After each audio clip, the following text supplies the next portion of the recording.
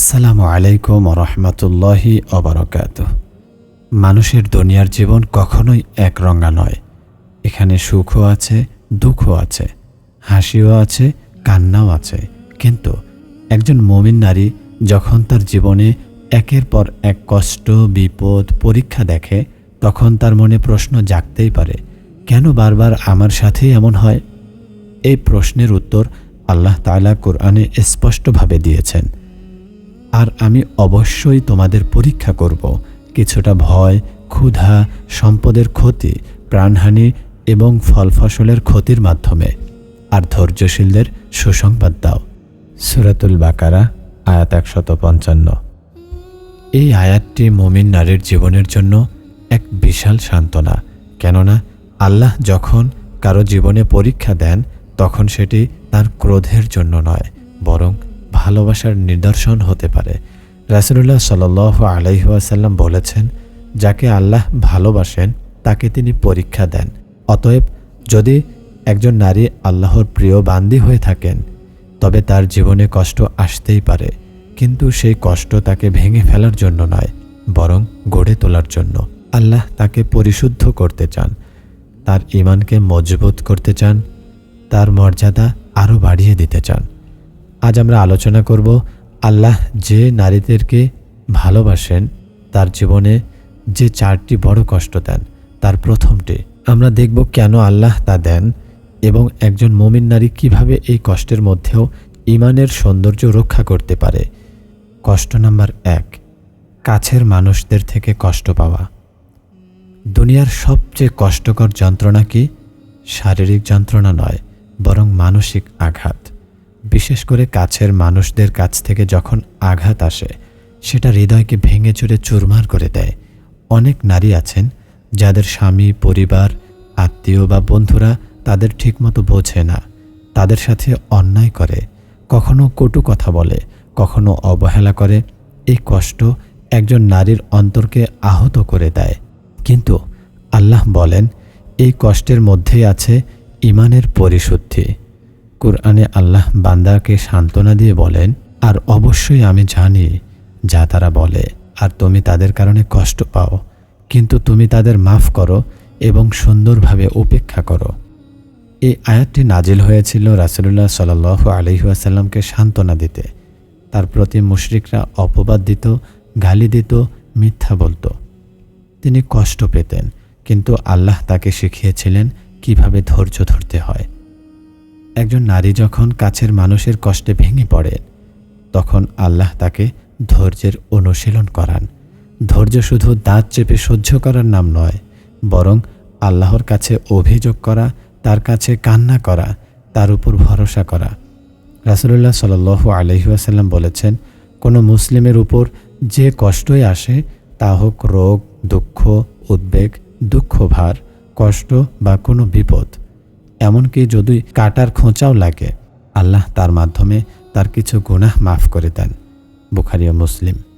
এটি মুমিন নারীর জন্য বড় সুখবর, কারণ কাছের মানুষের কাছ থেকে কষ্ট পাওয়া কখনোই বৃথা যায় না, বরং এটি তার গুনাহ মাফের কারণ হয়, তার মর্যাদা বাড়ায় এবং আল্লাহর কাছে তাকে আরও প্রিয় করে তোলে।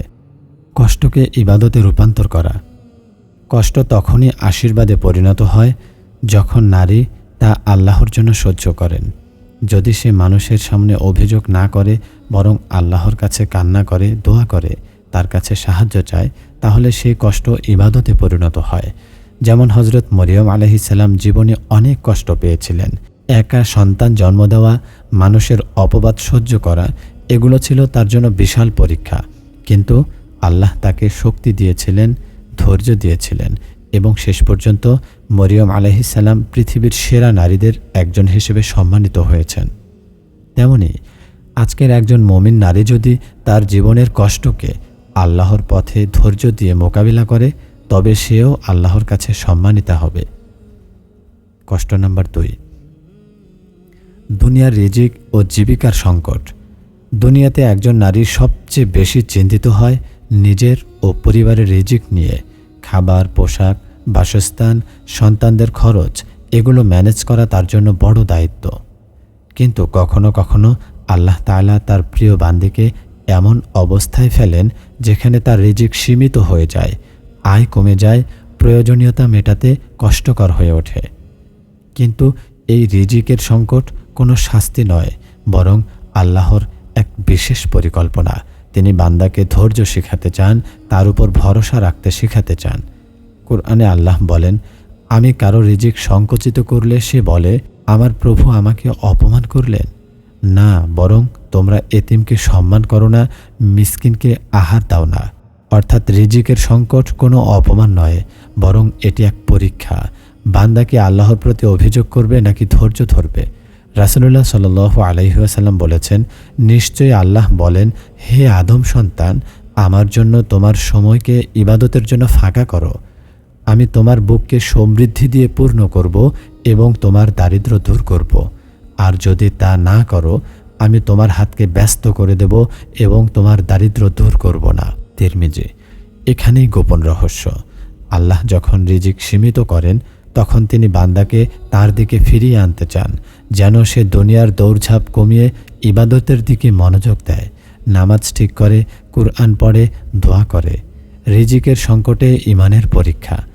একজন মুমিন নারী যখন দেখেন সংসারের খরচ মেটাতে কঠিন হয়ে গেছে, তখন তার ঈমান পরীক্ষা হয়। সে হয়তো চিন্তায় পড়ে যায়, আমি কি গরিব হয়ে গেলাম? আমি কি আল্লাহর কাছে অপমানিত? কিন্তু একজন সত্যিকারের মুমিন নারী এভাবে ভাবে না, বরং সে ভাবে, আল্লাহ আমার অবস্থা দেখছেন, তিনি আমার রিজিকের মালিক, তিনি চাইলে এক মুহূর্তে আমার সব সমস্যার সমাধান করতে পারেন, তাই আমি তার উপর ভরসা করব। রাসূলুল্লাহ সাল্লাল্লাহু আলাইহি ওয়াসাল্লাম বলেছেন, যদি তোমরা আল্লাহর উপর সেইভাবে ভরসা করতে যেমন ভরসা করার হক, তবে তোমাদের রিজিক এমনভাবে দিতেন যেমন তিনি পাখিদের দেন। তারা সকালে ক্ষুধার্ত বের হয় এবং সন্ধ্যায় পূর্ণ পেটে ভিড়ে আসে। তিরমিজি। এই হাদিস নারীদের জন্য অনেক শক্তির উৎস, কারণ একজন নারী জানেন যে যেমন পাখির রিজিক আকাশে নির্ধারিত, তেমনি তার রিজিকও আল্লাহর কাছে নির্ধারিত। ধৈর্য ও শকর এই কষ্টের সমাধান। রিজিক সংকটের সময়ে একজন নারীর সবচেয়ে বড় ইবাদত হলো ধৈর্য ও শকর। ধৈর্য মানে অভিযোগ করা নয়, ধৈর্য মানে হার মানা নয়, আল্লাহর উপর ভরসা রাখা। আর শকর মানে যতটুকু আছে তাতে খুশি থাকা, অপচয় না করা, যা আছে তা দিয়ে সংসার চালানো। কুরআনে আল্লাহ বলেন, যদি তোমরা কৃতজ্ঞ হও তবে আমি অবশ্যই তোমাদের আরও বাড়িয়ে দেব। সূরা ইব্রাহিম। এই আয়াত নারীকে শেখায়, সংকটের মাঝেও শকর করলে আল্লাহ রিজিক বাড়িয়ে দেন। হযরত আয়েশা রাদিয়াল্লাহু আনহা বলেছেন, রাসূলুল্লাহ সাল্লাল্লাহু আলাইহি ওয়াসাল্লাম এর পরিবার একটানা 2 দিন কখনোই পেট ভরে গমের রুটি খায়নি। বুখারী। অর্থাৎ নবীজি সাল্লাল্লাহু আলাইহি ওয়াসাল্লাম এর ঘরেও দারিদ্র্য ছিল, কিন্তু তারা অভিযোগ করতেন না, বরং ধৈর্য ধরতেন, শকর করতেন। আজকের একজন নারী যদি রিজিকের সংকটে ধৈর্য ধরে, আল্লাহর উপর ভরসা করে, তাহলে সে নবীর পরিবারের অনুসরণ করছে। তার এই ধৈর্য আল্লাহর কাছে তাকে প্রিয় বানিয়ে দেয়। কষ্ট নম্বর 3, দীর্ঘমেয়াদী রোগ ও শারীরিক কষ্ট। মানুষের জীবনে শারীরিক সুস্থতা একটি বড় নিয়ামত, কিন্তু যখন একজন নারী দীর্ঘ সময় অসুস্থ হয়ে পড়ে, বারবার রোগাক্রান্ত হয়, শরীর দুর্বল হয়ে যায়, তখন সে মানসিকভাবে ভেঙে পড়তে পারে। বিশেষ করে যদি তার রোগ এমন হয় যা দ্রুত ভালো না হয়ে দীর্ঘস্থায়ী হয়, যেমন দীর্ঘমেয়াদী ব্যথা, দুর্বলতা বা সন্তান জন্মের পর শারীরিক সমস্যাগুলো। এই কষ্ট আল্লাহর পক্ষ থেকে একটি পরীক্ষা।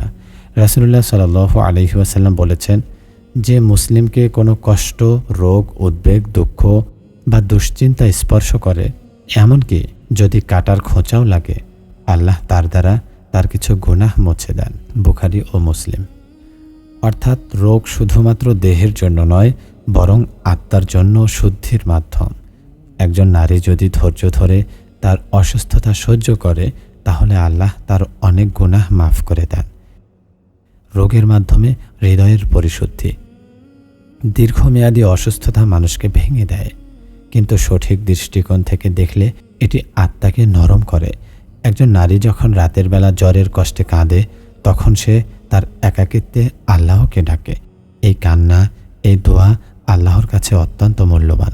কুরআনে আল্লাহ বলেন, যখন আমি অসুস্থ হই তখন তিনি আমাকে সুস্থ করেন। সূরা আশ-শূরা। এই আয়াত আমাদের শেখায় রোগের সময় আমাদের আশ্রয় কেবল আল্লাহ। ডাক্তার, ওষুধ, চিকিৎসা সবই আল্লাহর ইচ্ছায় কাজ করে।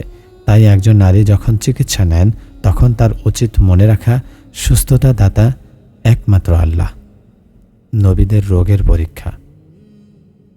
হযরত আইয়ুব আলাইহিস সালামের ঘটনা এখানে খুব গুরুত্বপূর্ণ। তিনি বহু বছর রোগে আক্রান্ত ছিলেন, এতটাই যে শরীর ক্ষয়ে গিয়েছিল। কিন্তু তিনি কখনো অভিযোগ করেননি, শুধু দোয়া করেছিলেন, হে আমার পালনকর্তা, আমাকে কষ্ট স্পর্শ করেছে আর তুমি সর্বাধিক দয়ালু। সূরা আম্বিয়া। এই দোয়া আল্লাহ এতটাই ভালোবাসলেন যে সঙ্গে সঙ্গে তাকে সুস্থ করলেন।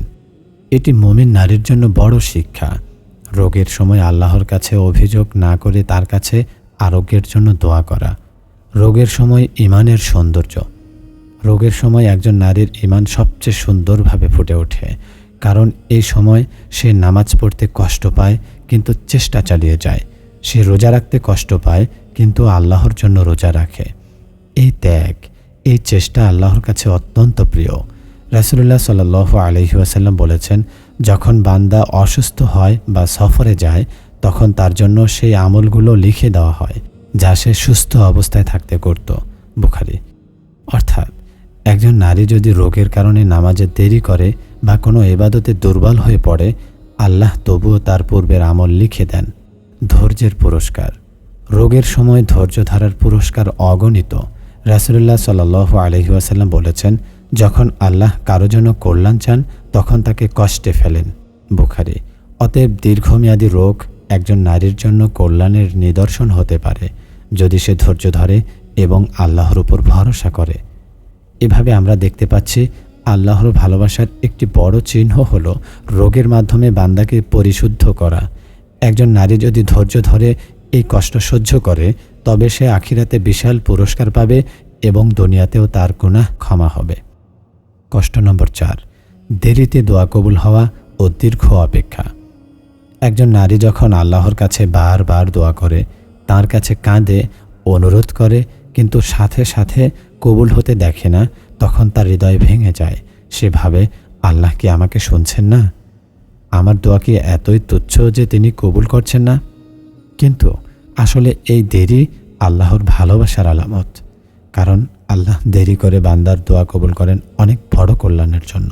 রাসূলুল্লাহ সাল্লাল্লাহু আলাইহি ওয়াসাল্লাম বলেছেন, বান্দা যখন আল্লাহর কাছে দোয়া করে এবং তা কবুল হতে দেরি হয় তখন আল্লাহ বলেন, হে আমার বান্দা, আমি তোমার দোয়া কবুল করতে ভালোবাসি, তাই আমি তোমাকে শুনতে থাকি। মুসনাদে আহমদ। অর্থাৎ দেরি আসলে প্রত্যাখ্যান নয়, আল্লাহ বান্দার কান্না ভালোবাসেন, তার কাছে হাত তোলা ভালোবাসেন। দেরির মাধ্যমে ঈমানের পরীক্ষা। অপেক্ষা মানুষের জন্য সবচেয়ে কঠিন পরীক্ষা, বিশেষ করে যখন একজন নারী জীবনের গুরুত্বপূর্ণ কোনো বিষয়ে দোয়া করে, যেমন ভালো জীবনসঙ্গী, সন্তান, স্বামী স্ত্রীর সম্পর্কের উন্নতি, পরিবারের শান্তি, রিজিকের প্রসার, এবং দেখতে পায় বছর পেরিয়ে যাচ্ছে কিন্তু কিছুই হচ্ছে না। এ সময় তার ঈমানের দৃঢ়তা পরীক্ষা হয়। আল্লাহ দেখতে চান সে কি দোয়া করা ছেড়ে দেয় নাকি অব্যাহত রাখে। রাসূলুল্লাহ সাল্লাল্লাহু আলাইহি ওয়াসাল্লাম বলেছেন, তোমাদের মধ্যে কেউ যেন দোয়া করতে করতে ক্লান্ত হয়ে না যায়, কারণ আল্লাহ তখন দোয়া কবুল করেন যখন বান্দা তাড়াহুড়া না করে। তাড়াহুড়া মানে বান্দা বলে, আমি এত দোয়া করলাম কিন্তু কিছুই হলো না। বুখারী ও মুসলিম। অতএব একজন মুমিন নারী যদি দোয়া না ছাড়ে বরং অপেক্ষা করতে থাকে, আল্লাহর প্রতি ভরসা রাখে, তাহলে সে আল্লাহর কাছে বিশেষ প্রিয় হয়ে ওঠে। বিলম্বিত দোয়ার পুরস্কার। দোয়া দেরিতে কবুল হওয়া কখনো কখনো দুনিয়ার জন্য নয়, বরং আখিরাতের জন্য সঞ্চিত থাকে। রাসূলুল্লাহ সাল্লাল্লাহু আলাইহি ওয়াসাল্লাম বলেছেন, কিয়ামতের দিন মানুষ তার দুনিয়ার না কবুল হওয়া দোয়াগুলো দেখে বলবে, ইস, যদি আমার কোনো দোয়াই দুনিয়াতে কবুল না হতো। তিরমিজি। অর্থাৎ আল্লাহ দেরি করে বা স্থগিত রাখার কারণে তিনি আখিরাতে অনেক বড় পুরস্কার দিতে পান। দোয়ার দেরিকে ইবাদতে পরিণত করা। দোয়া দেরিতে কবুল হওয়া একজন নারীর জন্য সেরা সময়, কারণ এই সময় তার কান্না, তার তাওয়াক্কুল, তার ইখলাস সবচেয়ে বেশি বেড়ে যায়। আল্লাহর সঙ্গে তার সম্পর্ক গভীর হয়। হযরত ইয়াকুব আলাইহিস সালামের ঘটনা এখানে শিক্ষা দেয়। তিনি বছর তিনি বহু বছর তার প্রিয় পুত্র ইউসুফ আলাইহিসসালামের বিচ্ছেদ সহ্য করেছিলেন। চোখ অন্ধ হয়ে গিয়েছিল কান্নায়, কিন্তু তিনি অভিযোগ করেননি। তিনি শুধু বলেছিলেন, আমি আমার দুঃখ ও কষ্ট কেবল আল্লাহর কাছেই প্রকাশ করছি। শেষ পর্যন্ত আল্লাহ তাকে তার পুত্র ফিরিয়ে দিলেন, তার চোখ সুস্থ করলেন। একজন নারী যদি এই ঘটনার মতো ধৈর্য ধরে অপেক্ষা করে, তবে আল্লাহ তার জন্য সেরা সময় নির্ধারণ করে রেখেছেন। এভাবে আমরা দেখলাম, আল্লাহ যাকে ভালোবাসেন তার জীবনে 4টি বড় কষ্ট দেন: কাছের মানুষদের কষ্ট ও আঘাত, রিজিকের সংকট, রোগ ও শারীরিক কষ্ট, দোয়া দেরিতে কবুল হওয়া। এই 4টি কষ্টই আসলে মুমিন নারীর জন্য আল্লাহর ভালোবাসার নিদর্শন, কারণ এগুলো তাকে পরিশুদ্ধ করে, আল্লাহর কাছে আরও প্রিয় করে তোলে, তার ঈমানকে শক্তিশালী করে। কুরআনে আল্লাহ স্পষ্ট বলেছেন, নিশ্চয়ই কষ্টের সাথে রয়েছে স্বস্তি, নিশ্চয়ই কষ্টের সাথে রয়েছে স্বস্তি। অতএব একজন মুমিন নারীর উচিত কষ্টের সময় অভিযোগ না করে বরং আল্লাহর কাছে আরও বেশি দোয়া করা, ধৈর্য ধরা এবং মনে রাখা, এই কষ্টই হয়তো তাকে জান্নাতের উচ্চতম মর্যাদায়